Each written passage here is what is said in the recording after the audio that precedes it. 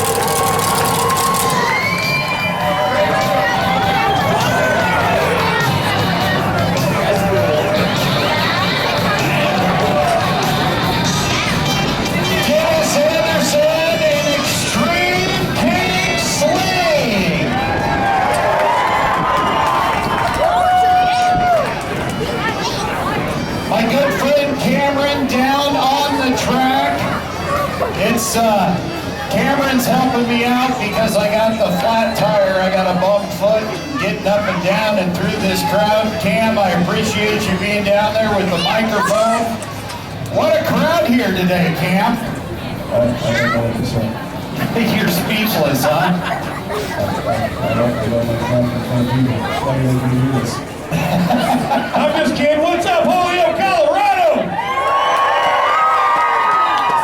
How about all my people out back? How y'all doing tonight? Okay, y'all sit back there and watch. We're going to get our riders out here. I want to get to what these people thought of what they just got to go and do. Come here, man. How's it going? What's your name, bud? I don't care. He's just a driver. I don't want to talk to him. All right, never mind. All right, what's your name, buddy? Come on, who's here? I can see that smile on his face. What's your name, buddy? My name's Felix. All right, Felix, you just got to go ride with the legend. Now, he hit everything out here as hard as he can be. How did that feel? Y'all ever been flying? That's what that's like. That's flying. So, anybody that's got a chance to go buy a raffle ticket and go ride with Dennis here in a little bit, would you recommend it? 100,000% recommended. Give it up for my man Felix right here.